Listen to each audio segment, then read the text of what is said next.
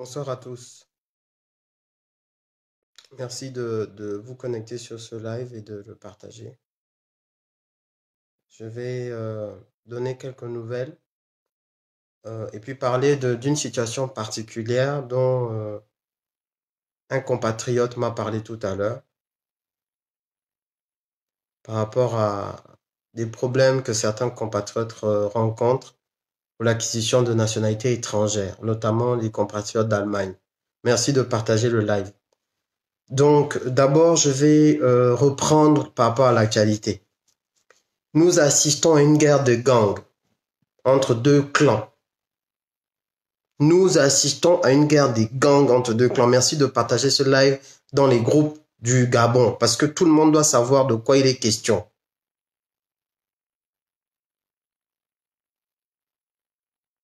Les gens qui ont espoir que le changement arrive au Gabon, c'est une très bonne chose, on travaille tous pour ça. Mais de grâce, les gens, vous ne pouvez pas vous appuyer sur ces gens pour nous apporter du changement. Si vous voyez qu'ils font des arrestations, soi-disant pour corruption, s'il vous plaît, de grâce, je vous en supplie, ne mettez pas votre espace sur le fait que le système est en train de changer. Oui, on les secoue. Oui, on leur fait un rapport de force. Mais nous savons que leur nature intérieure n'est pas faite pour apporter du changement au Gabon. C'est leur nature. C'est comme si vous espérez qu'un serpent ne vous morde pas. Même si le serpent n'a pas le venin, il va toujours essayer de mordre. Le chien ne change pas sa manière de s'asseoir. C'est pas moi qui ai inventé ça, c'est vous-même qui dites ça. Quel jour ces gens qui sont au pouvoir ont eu pitié de vous, ont eu envie de vous aider? Quel jour? Pour qu'aujourd'hui, certains leur portent des espoirs de changement. C'est nous qui changeons les choses. Mais eux, ils ne veulent pas changer et ils ne changeront pas.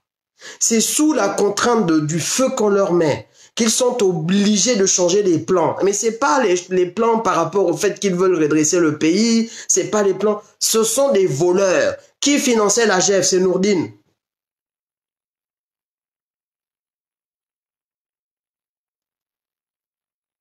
Avec quel argent? Avec quel argent? Est-ce que Nourdine finançait la GEF? Avec quel argent Sylvia finançait la GEF? Donc oui, il y a une vraie guerre des clans aujourd'hui. C'est une guerre dans laquelle la plupart des activistes qui sont déterminés ont quand même contribué à ce que ces clans-là se déchirent. Ils ont contribué à ce qu'Ali Bongo ait des AVC. Un AVC et plus d'autres. Parce que s'il était tranquillement assis chez lui, il n'aurait jamais eu d'AVC. S'il gérait le pays comme Bongo gérait avant ou comme il voulait le gérer avant, il n'aurait jamais eu d'AVC. C'est à force de faire les avions, les machins, les gauches, les droites, parce qu'on lui met le feu. C'est à force de ça qu'il a eu l'AVC. Si tu es tranquillement assis chez toi en train de bien bouffer, tu fais le sport, tu es à l'aise, tu vas avoir l'AVC, que ça commence comment?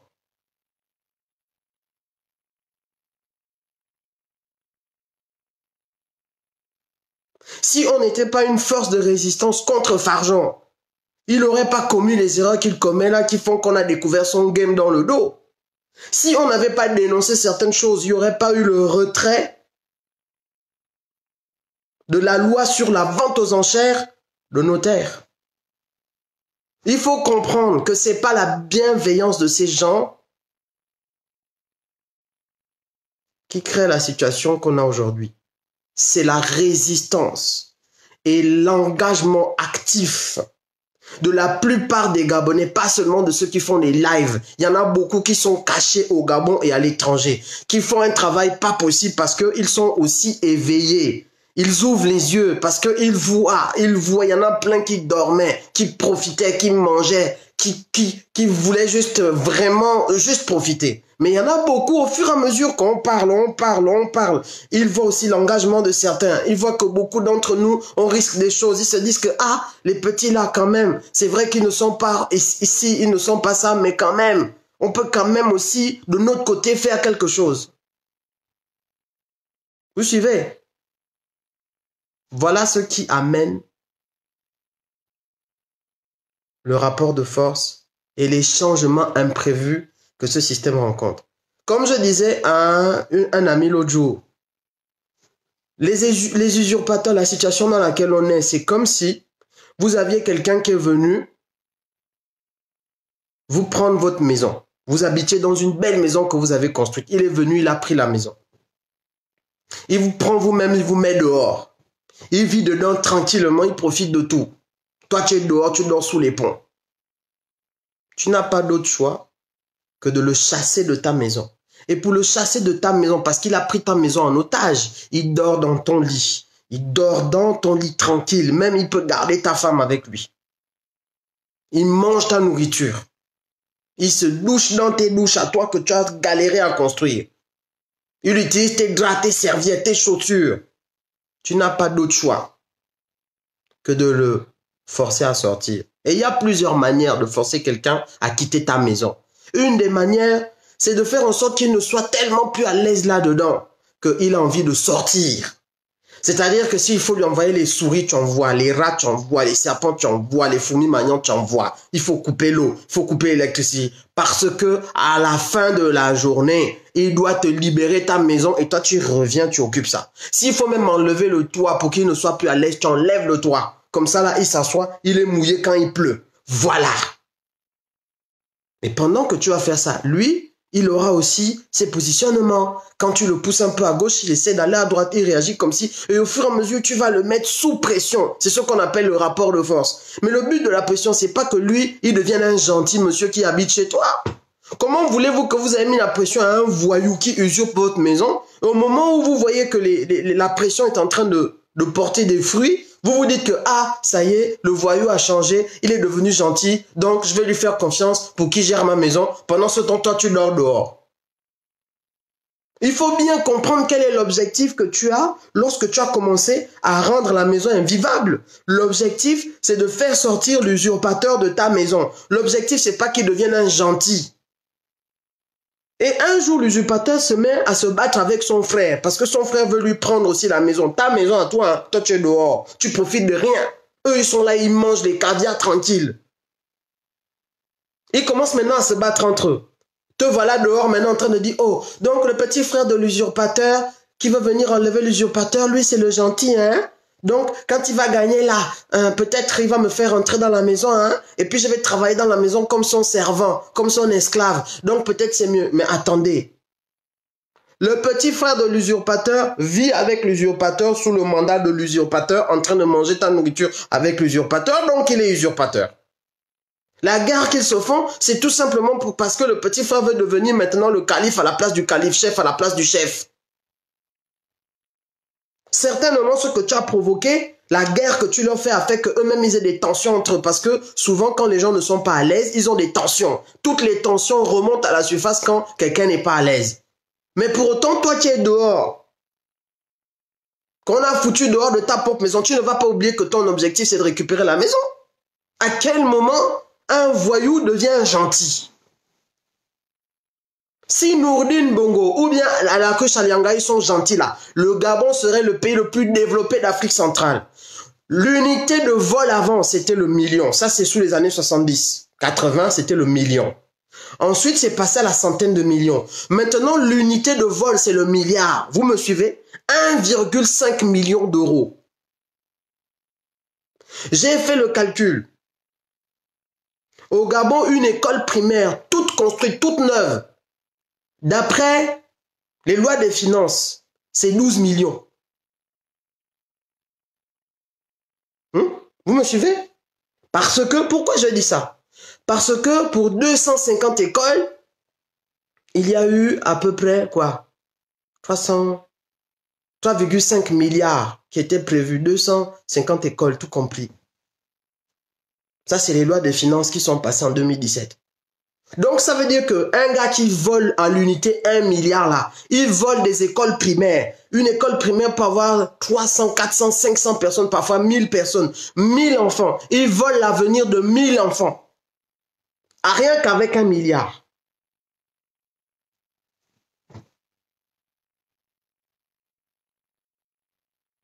Pas seulement 1000. Multipliez le nombre. Je vous ai dit, Avec 12 millions, normalement, on peut construire une école au Gabon avec les ressources de l'État. Parce qu'ils payent quoi? Concrètement, les gars là payent quoi? Ils payent rien du tout.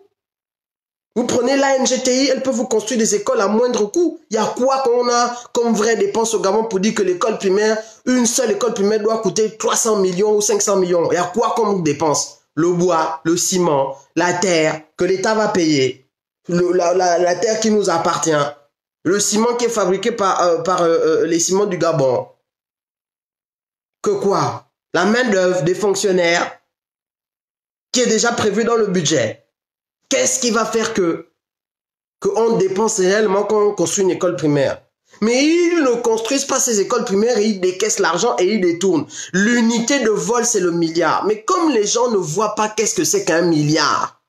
Parce que le million, tu sais, c'est le salaire, on peut dire que oh, quand tu es payé combien? Oh, je suis payé 2 millions. Les gens savent ce que c'est que 1 million. Ils savent ce que c'est que 2 millions. Donc, on sait dire quand quelqu'un dit j'ai 300 millions, ah, mon Dieu, moi, si j'ai 1 million, il a 300 fois mon salaire. Mais 1 milliard, c'est quoi? Les gens ne savent même plus ce que c'est qu'un milliard.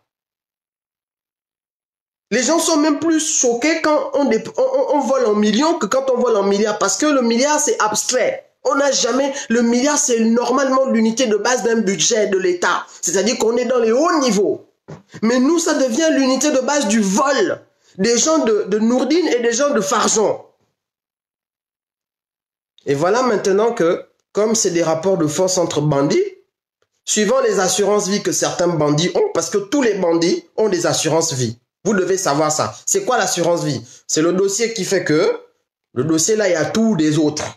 Tu as récupéré tout ce qui fait que si un jour tu as un adversaire, tu appuies seulement, il est obligé de te laisser. C'est ce qu'on appelle l'assurance vie. Ils ont tout ça. Nourdine a l'assurance vie, Sylvia a l'assurance vie.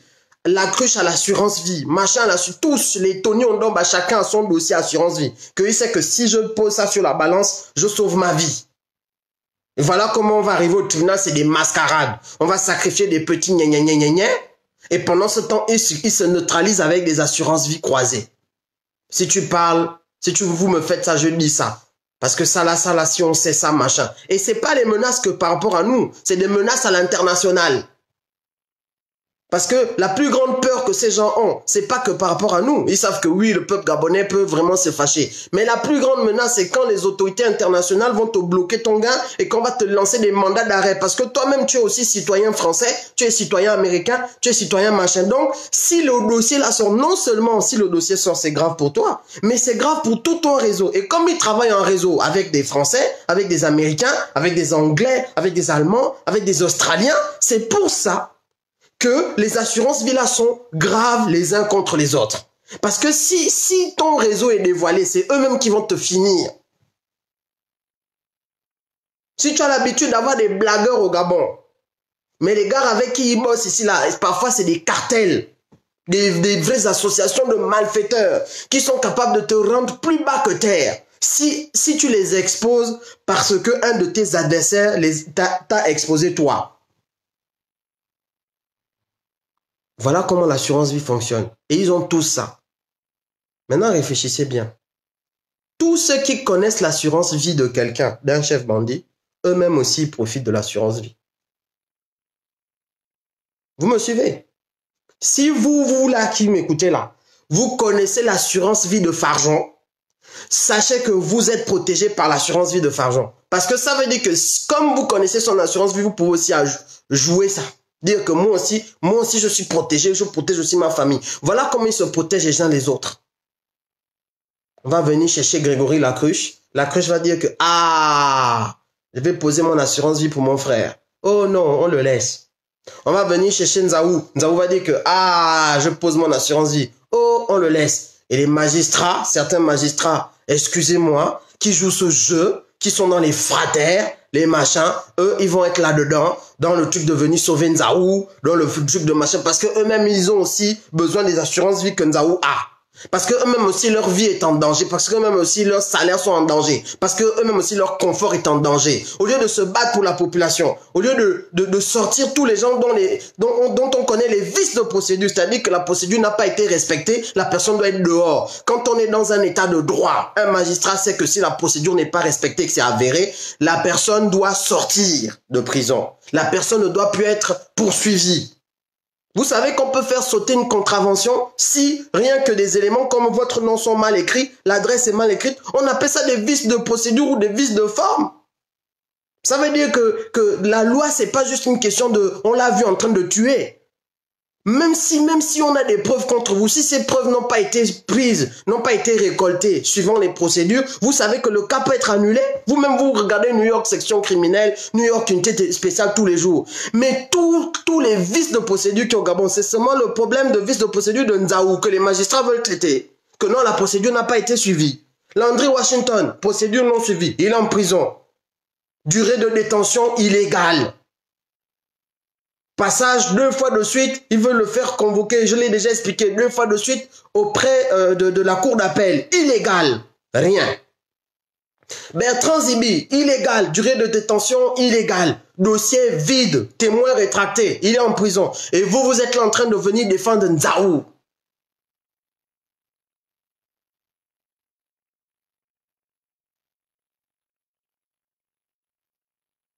Jusqu'à Nzaou est assis tranquillement chez lui, quoi.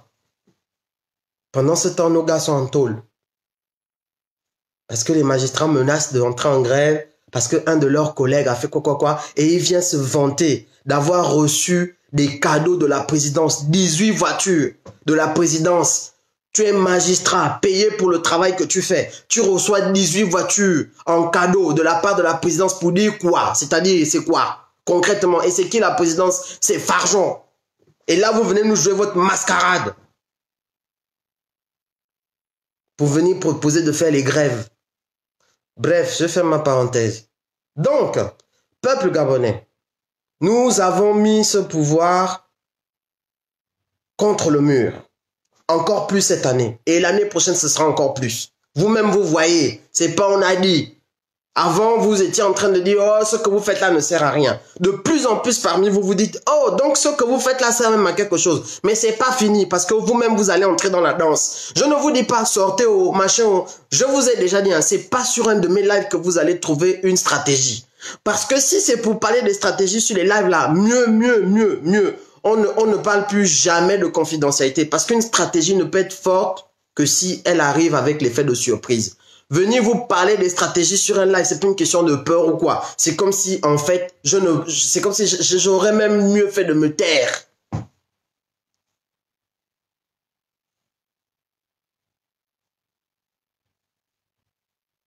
C'est pas à un Gabonais qu'on va apprendre la stratégie pour libérer le pays. Parce que c'est pas à un Gabonais qu'on apprend la stratégie pour tuer le Gabon.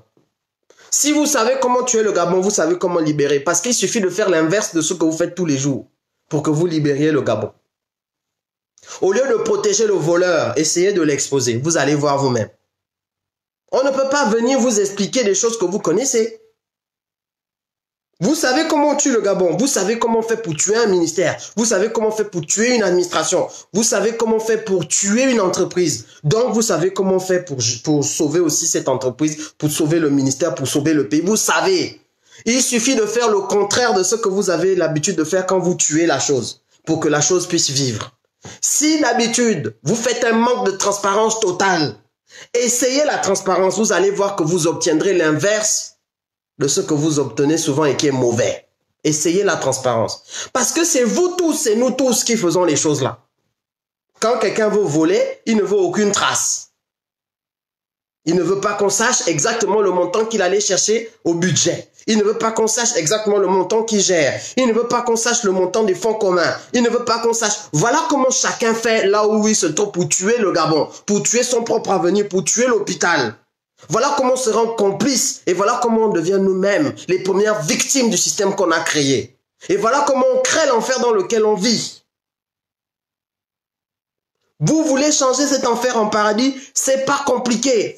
Essayez de faire le contraire de ce que vous avez l'habitude de faire. Vous allez voir que le Gabon va être transformé. Si vous avez l'habitude d'avoir peur de ces gens, essayez de devenir courageux. Vous allez voir que ces gens n'ont aucune force. Si vous avez l'habitude de vous associer à eux, d'aller vraiment gratter, lécher les bottes, quémander les 1000 francs, essayez d'avoir un peu de fierté et vous allez voir que ces gens n'ont aucun pouvoir. Si vous avez l'habitude de paniquer après les petits 10 000 qu'on vous donne, alors que quelqu'un allait voler 1 milliard, essayez de ne pas prendre ces 10 000 et vous allez voir que vous lui enlevez de la force et que ces gens-là ne sont rien. Ce sont des poupées gonflables. Il suffit d'une aiguille pour percer ça et puis il se dégonfle. Vous voulez des stratégies? Vous les avez déjà.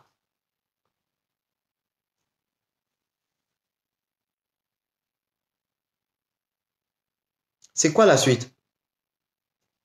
Dans leur guerre de gangsters, ce qu'ils ont prévu de faire, c'est quoi? Tous les gens d'Alianga vont être dégagés. Tous les gens. Si toi qui m'écoutes là, tu as été proche d'Alianga, ton camp a perdu.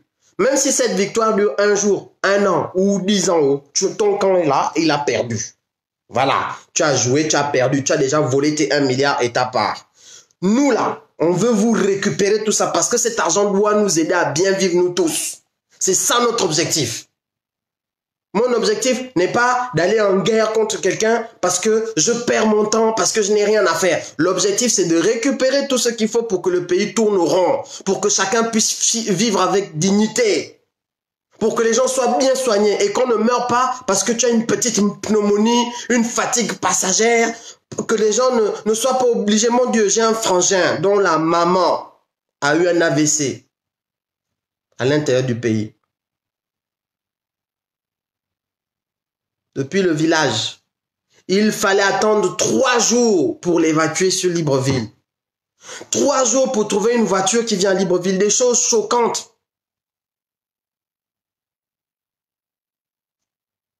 C'est quoi ce pays? Un pays où des gens détournent 85 milliards. C'est-à-dire que si on voulait, on avait des ambulances tous les 2 mètres. Tous les 2 mètres. Tous les 2 mètres. Si on voulait, on avait des écoles tous les 2 mètres. Tous les 2 mètres. Tous les 2 mètres. Si on voulait, on avait des hôpitaux tous les 2 mètres. Et des hôpitaux du standing de ceux que les gens n'ont même pas encore construits ici. Si on voulait, c'est ça qu'on allait faire. Et on est obligé d'avoir maintenant des populations rurales qui attendent des jours et des jours qu'une voiture passe dans un désert terrible pour évacuer des gens malades et dont la prise en charge dans des pays européens, par exemple, la prise en charge est de 10, 15 minutes, 20 minutes.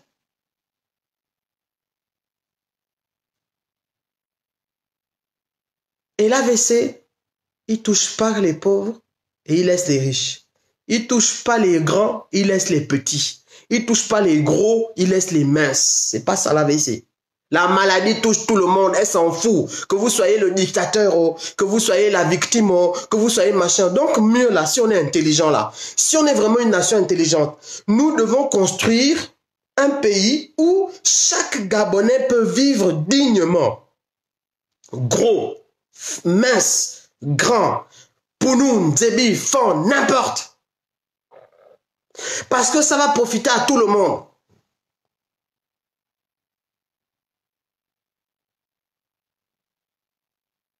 Voilà notre objectif.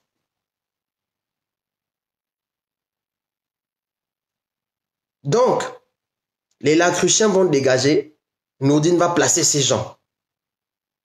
La mairie là, c'est déjà en train d'être fait. Tous les gars que la cruche a place, quel que soit l'endroit, même si vous vous dites que non, ici c'est impossible, je vous ai dit, on peut prendre le pari parce que l'objectif est de liquider. C'est parce qu'ils ont décidé de déraciner la cruche.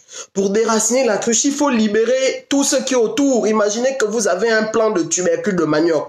Vous voulez le déraciner, mais vous allez d'abord enlever la terre autour. C'est les gars là que vous voyez là, c'est la terre qui tient la cruche. Ensuite, la cruche aura son assurance vie. À lui de jouer ça ou pas jouer ça. Et il va jouer ça avec certaines personnes et pas avec d'autres. Ça va durer 1 an, 2 ans, 3 ans. En tout cas, Nourdine ne veut pas que ces gens-là soient dehors quand lui voudra reprendre la gève. Pendant ce temps, nous on fait quoi? On espère que Nourdine va devenir bon gouvernant. Vous êtes sérieux?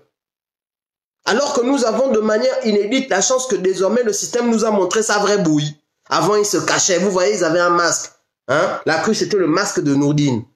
Il voulait nous tromper. Alors qu'il ne sait pas que... Moi, je lui ai dit, les particules te surveillent. Nous avons des nanoparticules connectées au Gabon maintenant. Parce que comme les gens qui veulent gagner beaucoup et vite ne veulent pas se sauver eux-mêmes, maintenant, la nature a décidé de s'occuper du salut du Gabon. Des entités invisibles qui rôdent dans les maisons des émergents et qui voient tout ce qu'ils font, qui flottent au-dessus de tous les documents voyous qu'ils sont en train de faire et qui nous scannent ça, des particules invisibles. Je vous dis bien, elles sont connectées. C'est des particules du 21e siècle. Elles rentrent même jusque dans vos toilettes. Vous respirez ça. Ça veut dire que même le bilan de santé, avant que le médecin ne sache, avant que le médecin ne te dise, avant que ta femme ne sache, nous, on est capable de savoir que là, tu as déjà le diabète en état avancé. Parce que trop c'est trop, le mouvement qui a été engagé contre vous, le rapport de force là, il n'aura pas de fin tant que le Gabonais ne pourra pas vivre décemment chez lui. Et chaque fois qu'on aura une victoire, des centaines et des centaines et des centaines de Gabonais vont décider de eux aussi s'engager. Et c'est comme ça que tout le pays va vous faire tomber. Voilà les Américains qui ont sorti un reportage sur la résistance gabonaise. Combien de gars de la Dream Team ont-ils rencontré le jour où ils ont commencé le reportage? 7. Ce n'est pas le nombre qui compte, c'est la qualité du nombre. Il n'était que 7. Mais nous avons un Gabon numérique, un pays numérique derrière nous. Tous ceux qui regardent ces lives, tous ceux qui partagent ces lives, tous ceux qui sont changés, transformés à l'intérieur d'eux-mêmes, à chaque fois qu'ils regardent un truc, à chaque fois qu'ils lisent quelque chose, à chaque fois, tous ceux qui ont la révolte en eux, c'est le Gabon numérique. Le Gabon numérique est puissant. C'est pas les faux trucs que l'émergence raconte. Le Gabon numérique, c'est tous les citoyens, gabonais de nationalité ou pas. Vous suivez? Qui sont étrangers même. Il y a beaucoup d'étrangers dans le Gabon numérique. Beaucoup de Gabonais du Gabon, beaucoup de Gabonais de l'étranger, beaucoup de voisins, mais qui sont dans une œuvre que eux-mêmes ils ne comprennent pas. Ils ont reçu un appel que eux-mêmes ne comprennent pas, comme si ça leur était tombé dessus. Mais comme on parle de Gabonais, j'aimerais parler de quelque chose. Mes frères et sœurs, il y a une situation que certains Gabonais rencontrent aujourd'hui. Notamment, j'ai été sensibilisé par les Gabonais d'Allemagne.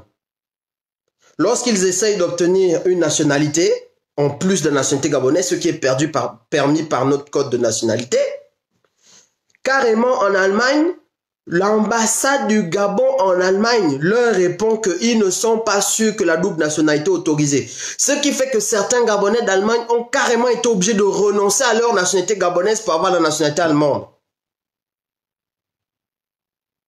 Quel est encore ce nouveau vampire que... Vous voyez, je vous dis que les gens là ne peuvent pas nous vouloir du bien. Ils savent très bien que le fait d'avoir plusieurs nationalités, ça peut protéger certains Gabonais. Et donc, ça peut te donner une liberté de positionnement. Avec ses limites, mais ça peut te le donner. Parce qu'un citoyen allemand qui rentre au Gabon, c'est pas la même chose qu'un citoyen gabonais qui souffre au Gabon. C'est pas pareil. Il a quand même une nationalité qui peut l'aider. Mais donc, désormais, leur but, c'est de désinformer même les autorités des pays de résidence de certains Gabonais, de les désinformer. Aujourd'hui, l'administration allemande ne sait tellement plus si c'est vrai, si c'est faux, qu'on peut avoir la double nationalité au Gabon, qu'ils sont obligés de demander maintenant à certains Gabonais qui vivent en Allemagne de leur apporter carrément un papier signé des autorités consulaires gabonaises ou des affaires étrangères pour attester qu'au Gabon peut avoir la double nationalité. Parce que le consulat gabonais de l'Allemagne, de là où ils ont fait le truc, n'a pas été capable de confirmer qu'au Gabon il y a la double nationalité. Attends, soit vous êtes incompétent, ce qui est vrai, soit vraiment c'est le vampire en pleine journée, ce qui est vrai aussi. Que pouvez-vous attendre de ces personnes? Chers frères, chères sœurs, que pouvez-vous attendre? Arrêtez de vous faire embrouiller. Oui, nous secouons le système. Oui, nous allons le terrasser, c'est la vérité. Mais de grâce, nous ne sommes pas là pour les transformer en gentils. Arrêtez de les voir comme des gentils qui peuvent faire les choses bien. S'ils savaient faire les choses bien, ils ont eu plus de 60 ans pour ça. Depuis que Nourdine est petit, il est milliardaire. Ils ont eu les hôpitaux Nourdine. Il a juste créé son petit restaurant là pour faire son gounda. Il pense à vous, il vous connaît. Il connaît le prix du pain.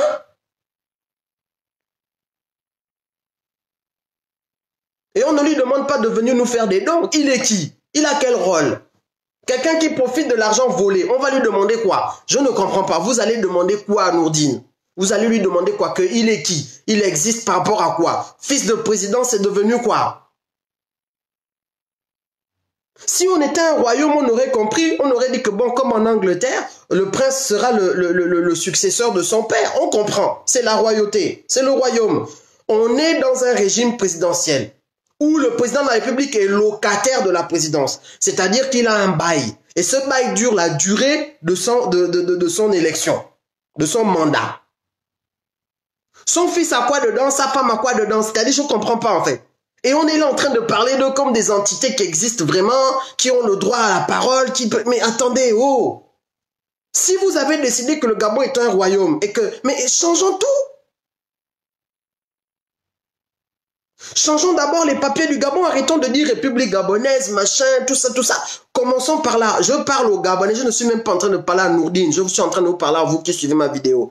Si quelque part vous envisagez que Nourdine puisse succéder à son père comme le père a succédé à son père, de grâce, asseyez-vous et arrêtez de dire que vous êtes de nationalité gabonaise et que le Gabon est une république. Le Gabon ne serait pas une république, mais c'est un royaume que vous créez vous-même. C'est vous-même en faisant exister ces gens qui les créez. Et maintenant, Nourdine peut se donner les faux airs avec son petit conseiller du Quai d'Orsay, qui a bénéficié de l'égalité des chances en France, parce qu'il est issu de l'immigration, le petit Pablo.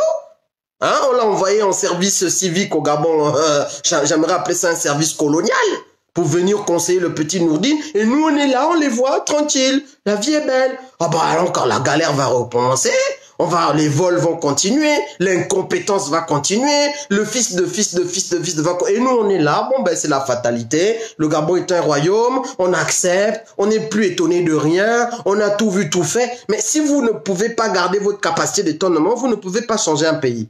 Celui qui peut changer une situation est celui qui garde sa capacité d'étonnement et d'énervement. Si vous n'avez pas une capacité de choc qui est renouvelée et qui fait que vous ne pouvez pas accepter l'inacceptable, quand vous allez vous habituer au choc, vous deviendrez comme cette grenouille qu'on met dans l'eau et on augmente la température, degré après degré, elle sent plus rien parce qu'elle est anesthésiée à la chaleur. Et au fur et à mesure, elle va finir ébouillanter. Voilà ce qui se passe. C'est parce que vous êtes sensible à l'injustice que vous pouvez changer l'injustice. C'est parce que vous êtes sensible à l'injustice que vous pouvez combattre l'injustice. C'est parce que vous êtes sensible à l'injustice que vous pouvez aspirer à un pays différent. Mais si vous n'êtes plus sensible à tout ça, je suis désolé pour vous.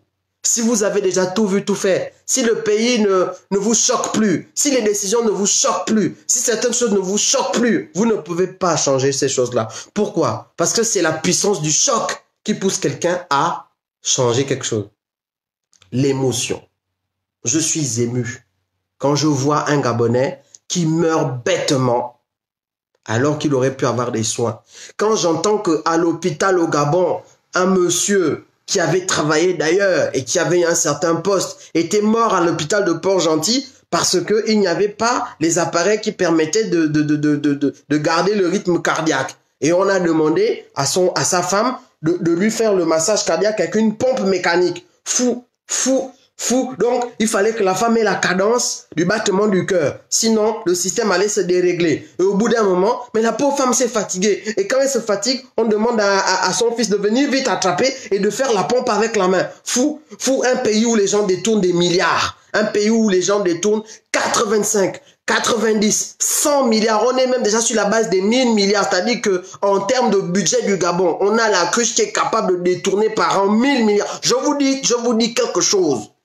Ils ont grimpé le level du vol. Pendant ce temps, on est là avec des pompes manuelles pour garder nos parents en vie. Moindre petit AVC, on sait déjà que ça va mourir vite. On a même déjà envie de venir étouffer la personne dans le sommeil parce qu'on sait qu'il va souffrir. Les cancers, n'en parlons pas avec tout ce qu'on respire, tout ce qu'on mange. C'est même pas aux normes. Les médicaments, on ne sait même pas. La liste des médicaments qui sont bannis de l'Europe ou de la France. Beaucoup de ces médicaments sont encore en vente au Gabon. Et ils vous créent des morts prématurées, des gens qui ne devaient pas mourir. Faut pas dire que non, c'est Dieu qui a voulu, c'est faux. Votre Dieu là, qui tue les gens alors que ces gens-là, ils veulent qu'ils vivent, c'est un Dieu que vous avez fabriqué vous-même. Et c'est un Dieu démon. Le Dieu là qui tue les gens qui devaient vivre alors que lui, il est venu mourir pour que ces gens-là puissent commencer à vivre et qu'ils poursuivent la vie éternelle après. Ce Dieu que vous créez, qui est un Dieu défaitiste, c'est un Dieu qui cautionne le vol, c'est un Dieu qui cautionne tout ce qui est mauvais et qui accepte que les gens meurent bêtement. Ce Dieu-là, c'est un Dieu que vous avez créé vous-même. C'est un Dieu qui n'existe que dans votre pensée et dans votre esprit de profito-situationniste. S'il faut parler comme quelqu'un. Quel est ce Dieu? Car Dieu a tant aimé le monde qu'il a donné son Fils, afin que quiconque croit en lui ne périsse point, mais qu'il ait la vie éternelle. Et la vie éternelle, c'est qu'il te connaisse. Mais Dieu a tant aimé le monde. Quoi? Dieu a aimé les morts. Les gens qui sont déjà morts, c'est ce qu'il a aimé. Parce que le monde, là, c'est notre monde. Hein. Le monde, c'est ça. Donc, si nous étions déjà condamnés à ne pas vivre, pourquoi il vient mourir pour nous? Si nous sommes condamnés à mourir bêtement d'accident à l'âge de 5 ans, si nous sommes condamnés à mourir bêtement d'AVC alors qu'on peut être guéri, il vient mourir pourquoi? Pour les morts. Il vient mourir pour des vivants. Et que ces vivants puissent bénéficier de leur vie, qu'ils puissent en jouir jusqu'à aller dans la vie éternelle, continuer à jouir de cette vie. Et c'est pas une jouissance négative que non, je vais tuer quelqu'un pour jouir de la vie. Non, c'est une jouissance que chacun d'entre nous puisse vivre décemment sur terre, qu'on respecte un minimum des règles de bienséance entre nous, qu'on puisse être soigné correctement, qu'on puisse être éduqué correctement pour que la vie sur terre ne soit pas un calvaire. Nous sommes tous des stagiaires. Mais ce n'est pas parce que nous sommes stagiaires que nous sommes déjà condamnés à être virés. On nous a envoyés en stage. Vous croyez qu'on nous a envoyés en stage dans une société qui est le diable et qui est l'enfer? Non. Nous sommes en stage sur terre et notre vie sur terre doit être paisible parce que l'enjeu, ce n'est pas que la terre soit un enfer. L'enjeu, c'est que chacun d'entre nous puisse passer une vie qui lui permet de découvrir la nature divine qu'il a et qu'il puisse aller la poursuivre plus tard. C'est l'enjeu. Vous croyez que l'enjeu, c'est de venir faire en sorte que les enfants et les paracétamol, l'enjeu, c'est d'empêcher les crimes rituels? C'est pas, c'est vraiment des choses. On nous invente des faux problèmes et on est dedans. La vie est déjà assez compliquée comme ça. Nous sommes en stage pour se découvrir et c'est déjà dur comme ça. Il faut encore ajouter des nourdines, des machins, des trucs. Et puis il faut voir les gens vont chanter, vont kunabéliser. Je dis, hein, pendant ce temps, d'autres sont en train d'essayer de se poser les vraies questions sur la vie, le sens de ceci, comment développer ça, comment faire en sorte que, pendant ce temps, hein, et on va dire, oh, c'est parce que les blancs sont machin, les blancs ont fait quoi dedans? Vous croyez que la science est née avec les blancs?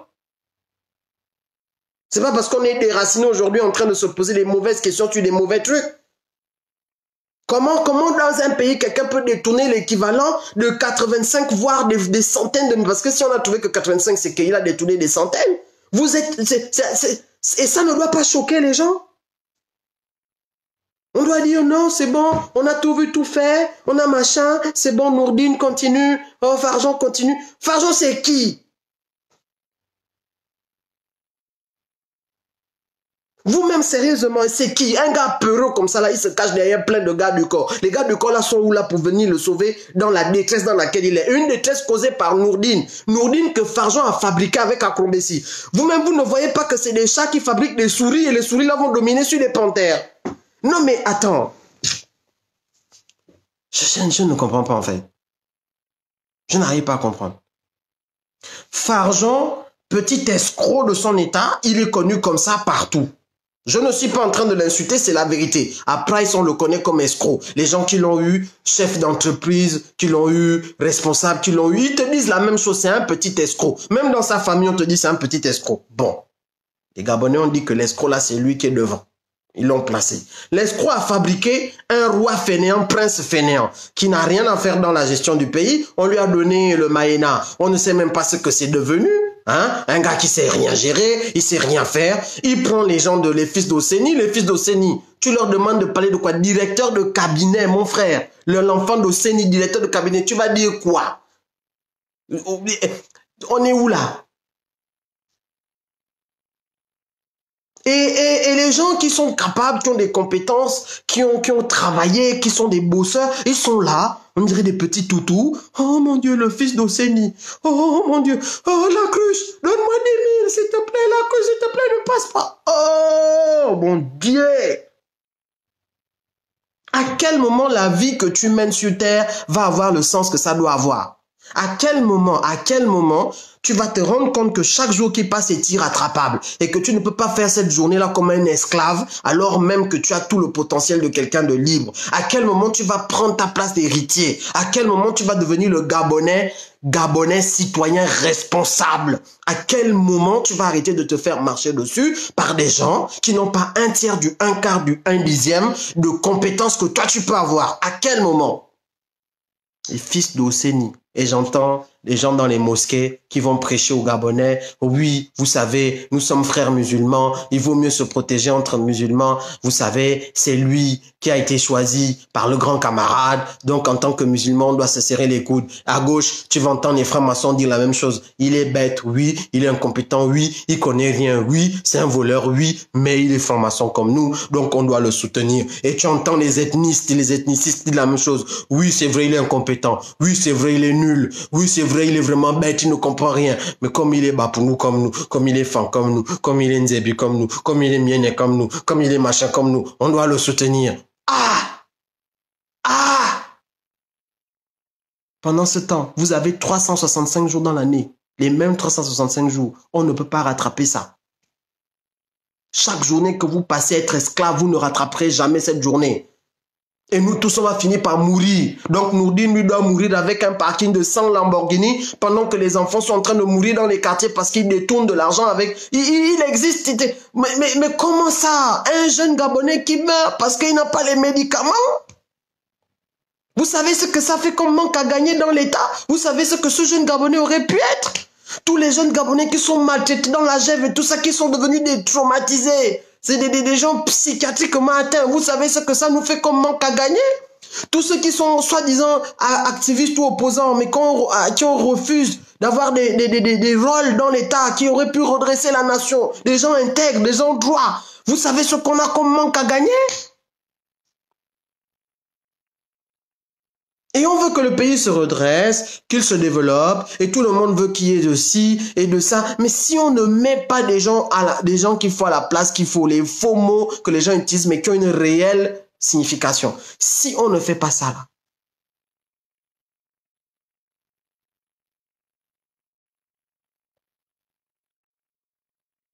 vous savez, si je finis là-dessus,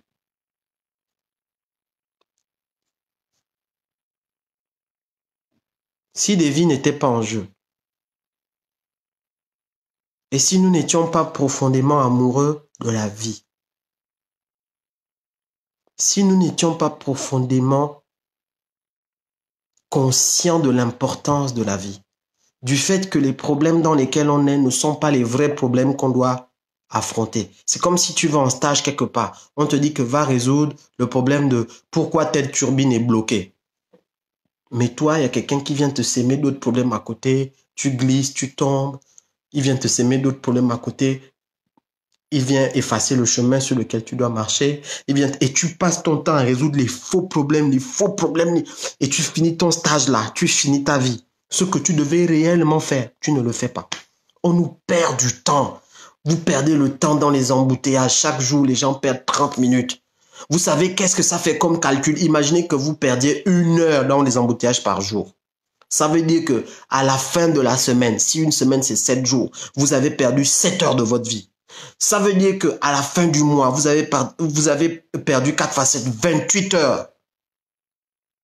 Ça veut dire qu'à la fin de l'année, faites le calcul. Et ça veut dire que quand vous allez mourir, vous n'avez pas réellement l'âge que vous devez avoir. Ça veut dire que vous n'avez pas réellement produit ce que vous deviez produire. Et là, je parle de seulement 1 heure. Mais l'heure d'embouteillage que vous perdez là, c'est parce qu'il y a la malorganisation. Donc, on vous perd du temps, on vous perd de la ressource, on vous perd de la richesse, on vous perd de la réflexion, parce que ce temps que tu passes dans l'embouteillage, il est improductif, il te fatigue. Donc, c'est pas seulement 1 heure que tu perds, c'est même 3 heures. Parce que quand tu arrives au boulot, tu es fatigué d'abord, tu dois souffler. Quand tu rentres chez toi, tu es fatigué, tu ne peux rien faire. Tu ne produis pas comme les autres. Vous savez, Rien que des problèmes bêtes comme ça, qu'on nous sème à longueur de journée, alors qu'on peut avoir des 5x5 voix si on veut, avec l'argent que Tanassat détourne, que Alianga détourne, que Nourdine détourne, que Sylvia détourne pour venir s'acheter des chaussures Louis Vuitton, des machins.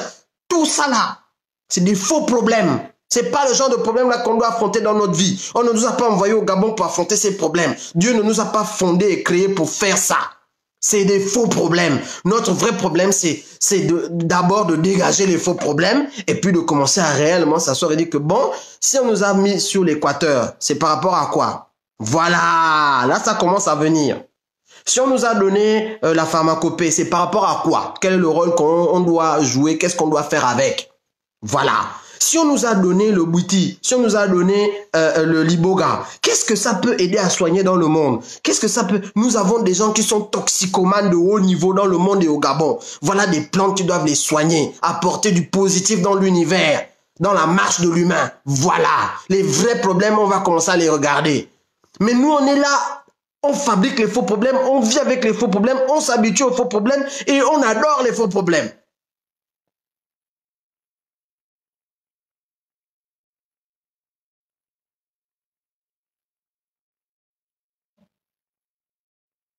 Nourdine, c'est un faux problème. Dégagez ça.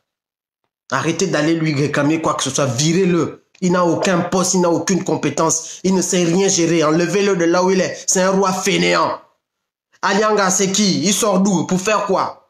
Moi, je suis même pas là pour parler de Gabonais, pas Gabonais, français. Pas... Regarde, Alianga, c'est qui? Sort d'où? Pour faire quoi? Dégagez, me dit c'est quoi? Oh, à un moment donné, il faut arrêter. Et c'est pas pour dire que enlève tel parce que Stéphane est mieux. Non, il faut que la personne qu'il faut soit à la place qu'il faut. Il y a des gens qui ont des compétences au Gabon. Voilà. Vous-même qui m'écoutez là, vous avez des compétences. Il y a des gestionnaires d'entreprise, il y a des managers, il y a des chefs de projet parmi vous. Mais vous n'avez même pas le poste qui vous est dû. C'est-à-dire que vous n'avez même pas commencé à accomplir votre destin. Mais chaque jour qui passe est irrattrapable. Et combien de temps? Quand on va vous enterrer là, vous aurez fait, si vous avez 67 ans, peut-être que tu n'as vécu réellement que 20 ans. 47 ans gaspillés. Quelqu'un va à la retraite, il n'a réellement pu utiliser que peut-être 10 ans de son travail. Alors qu'il a travaillé 50 ans par exemple. Dans les 50 ans là, il y a 40 ans qui sont gaspillés. Avec les faux problèmes. Oh, tu es syndicaliste, on ne peut pas te donner le poste. Oh, tu n'es pas de la bonne province, on ne peut pas te donner le poste. Oh, tu n'as pas le bon sexe, on ne peut pas te donner le poste. Oh, tu n'as pas encore donné tes fesses, on ne peut pas te donner le poste. Oh, tu n'as pas bien écarté les jambières, on ne peut pas te donner le poste. Oh, tu n'as pas encore sacrifié tel, on ne peut pas te donner le poste. 1 an, 2 ans, 3 ans, 4 ans, 5 ans, 6 ans, 7 ans, 8 ans, 9 ans, 10 ans, 11 ans, 12 ans, 13 ans. Tu recommences 1 an, 2 ans, 3 ans. Et quand tu arrives à la fin... J'ai fini, oh, je fais mon pot de retraite, oh, j'ai bien travaillé, oh. Non, mon frère, non. Toi-même, tu sais que tu n'as pas bien travaillé. Toi-même, tu sais que tu n'as travaillé en réalité que 10 ans. Toi-même, tu sais que tu n'as pas réussi à avoir le destin que tu devais avoir. Mais tu ne peux pas garder ça pour les autres. Il faut changer ça pour les générations d'après. Nous ne pouvons pas continuer comme ça. Levons un peu la tête. Levons un peu la tête. Regardons un peu le Gabon comme un pays qui doit se projeter dans l'univers, qui doit se projeter dans le monde, qui doit apporter des choses et qui ne doit pas tourner dans la bouillabaisse avec des bêtises où on se fout de notre gueule. Un pays qui a tout, on se moque de nous. Il y a des pays ici là où vraiment tu peux même pas marcher quand il y a l'hiver. Tu es obligé de courir parce que sinon ton sang va geler dans les veines. C'est pas notre cas. Il y a des pays où vraiment c'est la sismologie, vraiment le Japon, tu ne sais pas combien de fois par an ils vont avoir les tremblements de terre. C'est pas notre cas. Il y a des pays vraiment, pour avoir une goutte de pétrole, ils sont obligés d'aller vendre père, mère, enfant à l'étranger pour avoir le pétrole. C'est pas notre cas. Il y a des pays pour avoir l'uranium, pour avoir le manganèse, ils sont obligés d'aller se couper les têtes, se couper les veines, se trancher ceci, aller dans machin. C'est pas notre cas. Il y a des pays pour construire, vraiment pour trouver le bon bois. Et ils sont obligés de faire des kilomètres, des centaines pour aller acheter le bois, la chair, pour aller faire. C'est pas notre cas. Il y a des pays où même pour avoir le miel, le machin, il faut vraiment, tu ne sais même plus quoi faire. C'est pas notre cas. Il y a des pays où pour avoir la bonne bouffe pour manger, pour avoir des choses qui sont pas besoin d'engrais, des choses grosses, bonnes, grasses, bio, tout ça. Il faut que tu mettes dans le conteneur. Après, tu transportes, tu fais comme ça. Après, tu arrives là-bas, tu entreposes. Après, le truc quand même, tu as cueilli ça bien vert. Quand ça arrive là, c'est jaune, mais c'est le jaune acide. C'est pas notre cas. Aïe! C'est pour Nourdine. Farjon. Sylvia. Sylvia, elle-même, sa sœur Dominique, ne sait même pas quel sexe elle a. Dominique Valentin. Elle ne sait même pas quel sexe elle a. Elle est née fille, hein, parce que le papa Valentin voulait avoir un garçon. Dominique Valentin est née fille. Elle est obligée d'aller se faire une ablation des seins. Aujourd'hui, elle est garçon manqué. C'est-à-dire que c'est des gens psychologiquement atteints. Ils sont là, ils nous gèrent. Hein, Sylvia elle-même, on ne sait pas. Hein, est-ce qu'elle est à gauche, à droite, on ne sait pas. Elle-même, elle sait. Dominique, elle est larguée. C'est peut-être la dernière là encore qui sait peut-être où est le nord et où est le sud. Tu vas regarder là-bas. Oh, lui là, vraiment, il est complètement perdu. Malika, complètement perdu. C'est les gens perdus là qui vont piloter le bateau Gabon et qui vont vous donner les 10 000. Ils vont vous amener au tombeau tous les jours. Ils vont vous jeter au fossé tous les jours. Et nous, on est là, on cherche les faux problèmes. Hein, j'ai pas l'eau. On va aller demander à Ya Silva de nous aider. Oh, machin, les femmes sont battues. On va les demander. Elle-même battue par Ali pendant longtemps. Elle va venir t'aider par rapport à quoi? Elle n'a qu'à se sauver d'abord elle-même. Je suis désolé de mal parler. Qui a dit que la force d'un gouvernant, c'est dans... J'entends souvent ce comme ça me fait même mal. Oh non, vous savez, hein, le monsieur l'a bien géré parce qu'il a donné à tout le monde, il a été généreux. Qui a dit que la première qualité d'un bon gouvernant, c'est la générosité? Un gouvernant qui est généreux, c'est un gouvernant qui est un voleur. On ne lui demande pas d'être généreux. Générosité, là, c'est pour sa famille. Il n'a qu'à aller faire le généreux avec son salaire et avec ses frères ou ses tisas. Un bon gouvernant doit savoir faire ce qu'il doit faire. Si tu es là comme un contrôleur, tu dois contrôler justement. Si tu es là comme un chef de projet, tu dois être un chef de projet qui distribue les ressources équitablement et justement par rapport aux objectifs du projet et qui fait en sorte que ce projet soit bien réalisé. Il ne doit pas être généreux. On ne parle pas de générosité. La générosité, c'est quel attribut de la gouvernance? Oh, le député, il est généreux. Il a placé les gens de sa province. Il nous a fait l'égalité de chance. Ça, c'est quelle mission d'un député? Le ministre est généreux. Qui a demandé à un ministre d'être généreux? Sa générosité, ça me sert à quoi? Moi, ce que je veux, c'est que si le ministre a dit que représentant du peuple gabonais et représentant au sein du gouvernement, qu'il fasse les missions qu'on lui confie en tant que représentant du gouvernement, ministre de la nation. Fin du match. Je ne veux pas de généreux. Arrêtez avec ça.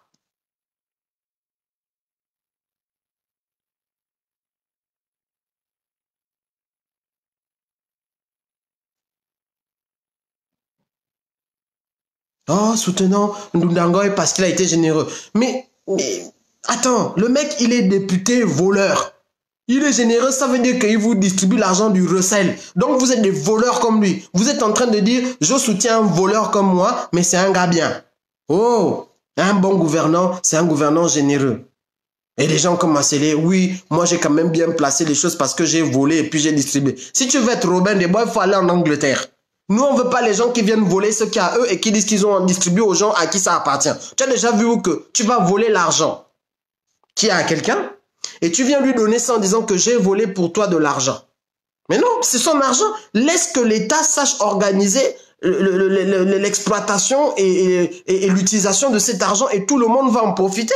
C'est quoi cette histoire que oui, j'ai volé? Mais comment? Tu voles les gens et tu viens leur construire les routes avec l'argent volé et tu veux qu'on te reconnaisse que... Mais non, tu m'as volé en fait.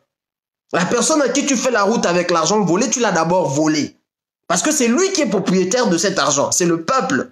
Chaque Gabonais est propriétaire de l'argent du Gabon. Donc celui qui vole l'argent du Gabon est le voleur des Gabonais.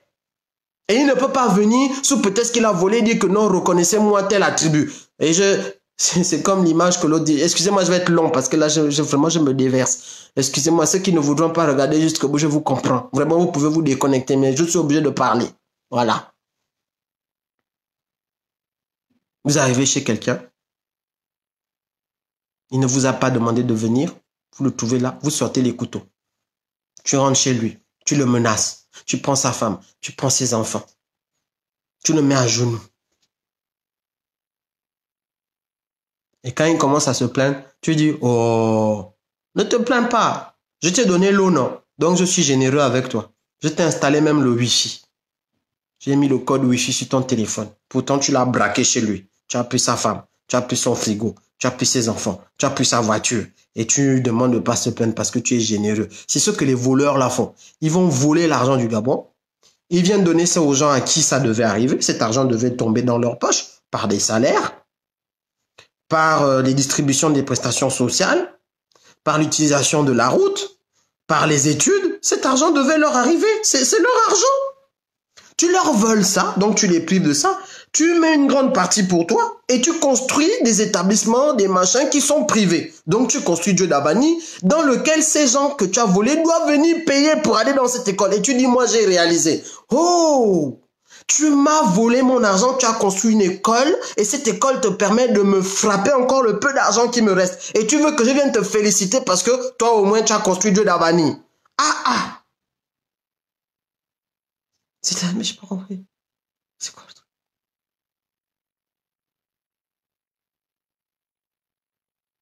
Ne vole pas. Ne vole plus mon argent. Ça va m'arriver tranquille. Allez regarder dans les pays scandinaves, la Norvège, la Suède, le machin, comme ils combattent la corruption. Ils combattent les détournements. Les gens vivent décemment. Allez regarder, c'est pas la France. On est là, on regarde. Regardez dans les indices de bien vivre. La France n'est pas bien placée. C'est les pays scandinaves. Vous avez vu là-bas le député, même pour se faire rembourser le déplacement, lui dit que mais comment? Pourquoi tu voulais te déplacer avec l'argent du royaume, puisque c'est des royaumes là-bas? Pourquoi tu voulais te déplacer avec l'argent du royaume alors que tu as ton propre argent? Le royaume veille à ce que chacun ait ce qu'il a. Pourquoi maintenant toi tu veux venir profiter de l'argent des autres? Et si on découvre que tu as fait ça, on te vire. Parce qu'ils ont une rigueur morale terrible.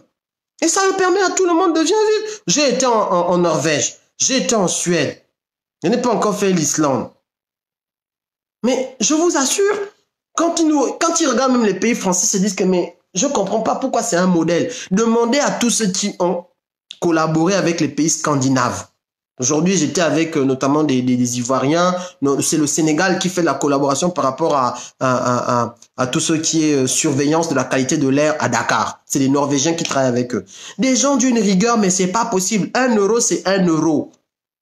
S'ils te disent un jour, c'est un jour. Nous, on est là avec les faux modèles. Oh, les Français, ceci, c'est pas parce qu'on est francophone, on vit là. Hein. Allez voir les pays nordiques. Vous allez comprendre ce qu'on appelle la rigueur et vous allez comprendre ce qu'on appelle... Pourquoi chaque année, c'est eux qui sont toujours en tête des pays où il fait bon vivre. Regardez le classement des pays où il fait bon vivre. En tête, c'est toujours les pays nordiques. Ils ne font pas de bruit. Hein. Vous les entendez faire le bruit. La Norvège, c'est un des États les plus riches d'Europe. Tellement ils sont riches qu'ils ont décidé de ne pas utiliser l'argent de leur pétrole et de garder ça pour les générations futures. Ils ont décidé de développer le saumon, le thon et le pétrole. Ils le vendent, hein. Ils le vendent pourtant, mais ils le gardent. Ils ont un fonds spécial pour les générations futures. Le SENS, ça veut dire que dans 200 ans, leurs enfants risquent d'être encore les maîtres de nos enfants qui seront encore en train de régler les faux problèmes de petit-fils de Farjon, petit-fils de Nourdine, petit-fils de petit-fils, ça c'est quoi? Et puis, vous croyez que nous, on va traverser notre vie en acceptant ça?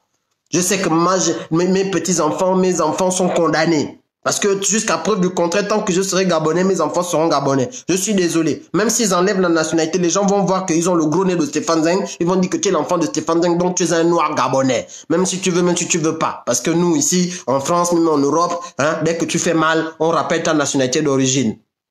Donc les gens qui disent que moi j'ai fait ma vie, hein, je ne m'occupe pas des Gabonais. Ok, ça c'est ton choix. Mais les gens chez qui tu vis là, eux ils te voient toujours comme un Gabonais. Même si toi tu vois que tu es l'Allemand suprême, même si toi tu vois que tu es le Suédois suprême, même si toi tu vois que les gens là eux-mêmes ils vont te rappeler pendant les élections, le jour où tu vas aller acheter quelque chose, le jour où tu vas postuler, ils vont te rappeler que le gros nez que tu as là, c'est pas un nez d'origine française. C'est pas le nez de Dupont. Le nez de Dupont est pointu. Toi ton nez est plat. Donc tu as un nez de l'Afrique centrale. Il faut aller à Afrique centralisée là-bas. Voilà. Donc, si nous sommes responsables et que nous faisons des enfants, c'est pas pour qu'ils aient un statut pourri.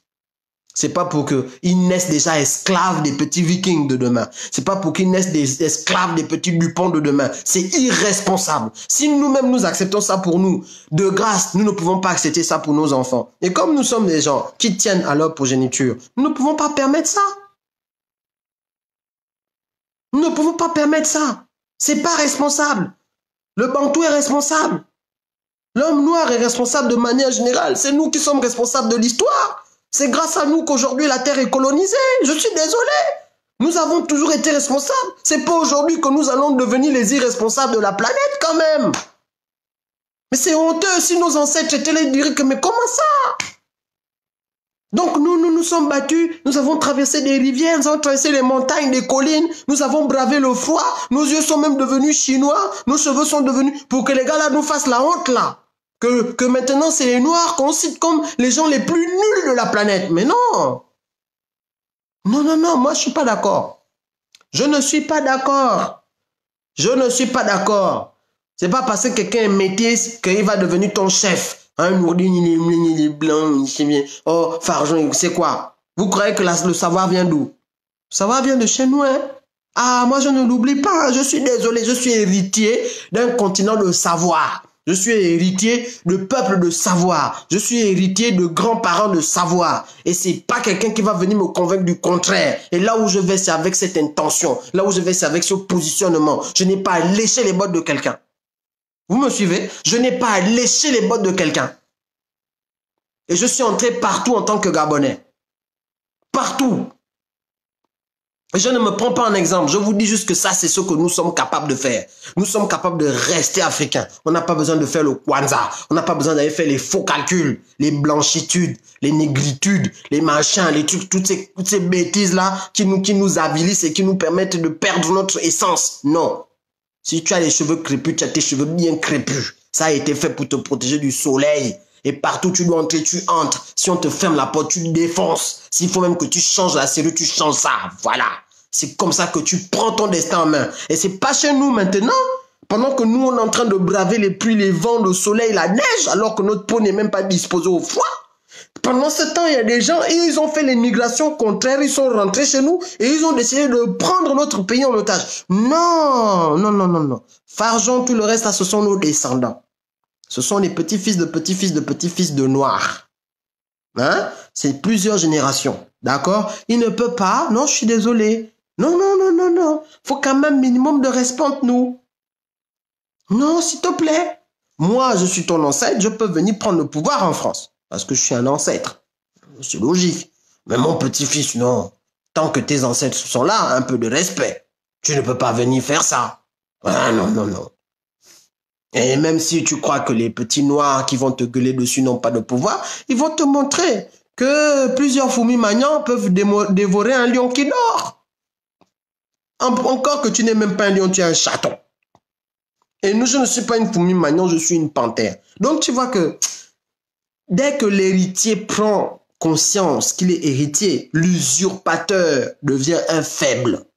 Mais c'est parce que l'héritier se comporte en serviteur et en esclave que l'usurpateur est un chef. C'est pas Farjon qui doit changer son sens. C'est vous qui devez changer le vôtre. Le jour où vous réalisez que vous n'êtes pas des chatons, mais vous êtes des panthères, lui, il restera un chaton.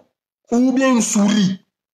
Mais il voulait vous faire croire que vous n'êtes pas des panthères. Donc, le vrai enjeu, c'est vous. Le vrai enjeu, c'est pas Farjon. Le vrai enjeu, c'est nous. Comment on se regarde? Qui est-ce qu'on croit qu'on est vraiment? Si vous vous considérez comme un chaton alors que vous êtes une panthère, quand vous allez vous approcher même de la souris, elle va vous tenter, elle va dire que on dirait que c'est une panthère, il va avoir peur au début. Mais quand vous allez avoir les comportements de chaton face à une souris, la souris va vous pousser dans la maison. Vous n'avez pas encore vu les chats qui fuient les souris. Parce que la souris a pris autorité. Et le chat a oublié sa nature. Et le chat fuit dans la maison. Pourtant, il suffit que le chat s'arrête et dise que, oh, même si le chat là n'a pas les griffes, la souris dans son ADN doit fuir le chat. Voilà. Faut savoir ça. Le bandit dans son ADN, il fuit les gens qui sont droits. Il fuit. Le voleur, il fuit là où il y a l'antivol. Il fuit. À la base, c'est ça. Mais tant que nous nous comportons comme des esclaves de voleurs, tant que nous nous comportons comme des chatons alors que nous sommes des panthères, mais le voleur va trôner.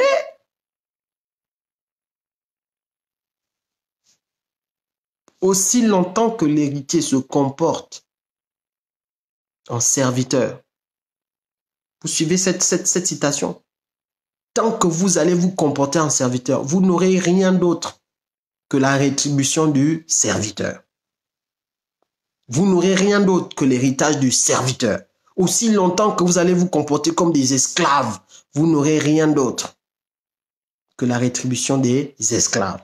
Donc, le cœur du changement, c'est pour ça que je vous parle à vous. C'est pour ça que j'arrête pas de parler. C'est pour ça que je vous dis ce que je dois vous dire. Le cœur du changement, il est vous. Quand vous allez vous concentrer sur vous-même et vous allez vous regarder dans le miroir, faites l'exercice aujourd'hui. Vous vous regardez, vous dites que on m'a dit que je n'étais pas si. Et si la personne qui m'a dit que était un menteur, qui voulait juste profiter de mon ignorance de moi-même pour me dominer?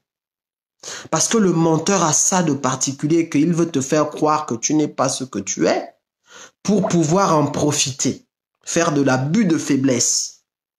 Il sait que tout son pouvoir tient sur toi, mais il veut te prouver que tu ne vaux rien.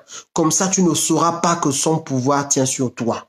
Mais le jour où tu prends le miroir, tu te regardes comme ça, tu dis, mais la personne là joue avec moi. C'est ce que Mauvaise Haleine a chanté. Les gens la blaguent avec nous. Est-ce qu'ils savent à qui ils ont affaire? Je vous répète, je vous paraphrase ça. Les gens là blaguent avec nous. Est-ce qu'ils savent? Reprenez ces mots, mesurez leur profondeur. Ce sont des mots inspirés. Est-ce qu'ils savent à qui ils ont affaire? Là, tu prends le miroir comme ça. Tu dis, mon patron la blague avec moi. Est-ce qu'il sait à qui il a affaire? Le violeur la blague avec moi. Est-ce qu'il sait à qui il a affaire? Le violent là blague avec moi. Est-ce qu'il sait à qui il a affaire? Là, tu prends le miroir. Parce que au fond, son pouvoir est chez toi. Et toi-même, tu sais. C'est juste que tu as peur. Parce que tu crois que tu es un chaton. Arrêtez de cogiter. À un moment donné, dans le combat de la libération, il faut savoir, quand tu as un truc en tête et que le truc là, tu sais qu'il est puissant, appuie sur le bouton. Appuie sur le bouton, arrête de réfléchir. Tu vas t'asseoir là à réfléchir, machin, tu es en prison, tu as faim, tu ne manges pas, tu es là, bon, mais si je fais telle action, hein, oui. Si tu appuies sur le bouton, oui, ça va faire le nucléaire. Le nucléaire là peut te sauver. C'est ce qu'il faut, ça va le terrasser, ça va lui couper les pieds, fait, pou, ah, voilà, c'est fait, voilà. C'est la mentalité là que vous devez avoir maintenant. De là à là, papa, de là à là, papa. Tu veux la gifle, papa. Ça, c'est la mentalité de la libération. C'est la mentalité de quelqu'un qui veut se dégager d'une oppression. Et puis demain, quand on sera dégagé de l'oppression, on va aller s'asseoir à la terrasse comme les Grecs. On va réfléchir, cogiter aux origines du monde. Ça, ce sera le moment. Oui, bon, voilà. Si je pose telle action par rapport à l'entrée-sortie, machin, par rapport à truc, par rapport à muche. Là, aujourd'hui, là, ce qu'il nous faut là, c'est de là à là. Parce que si vous remarquez bien, là, ceux qui nous dominent, ils font de là à là. Eux, ils ne réfléchissent pas 100 ans pour voler. Regardez bien. Les gars, ils ont créé Dupont Consulting en 2017.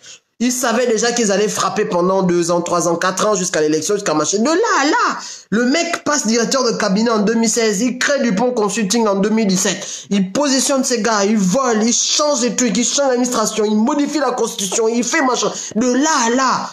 Écoutez. Écoutez. De là à là.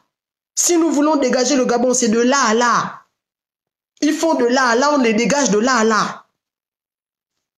Tu dois faire, tu fais. Arrête de cogiter. Tu dois sortir une info, tu la sors. Tu dois finir avec quelqu'un, tu finis avec lui. Faut pas suivre.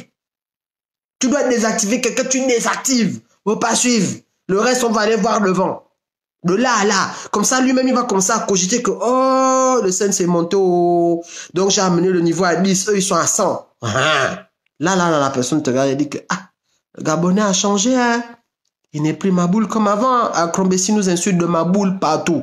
Même jusqu'ici, là, il nous a insulté Maboule au Phuket. Devant une femme togolaise qui entendait ce qu'il disait avec ses gens. Il y a longtemps. Et cette femme a raconté ça à une personne qui est dans la résistance gabonaise, que vous connaissez très bien.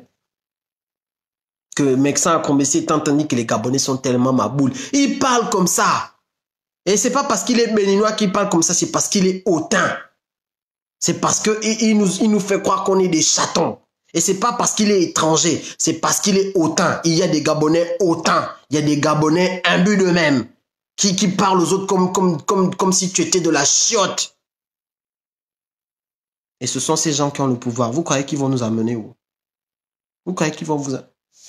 J'ai déjà fini mon live. Vous savez qu'au bout d'un moment... Aïe, aïe, aïe. Abimité. Abima vonte da yeno sen. C'est un proverbe fan.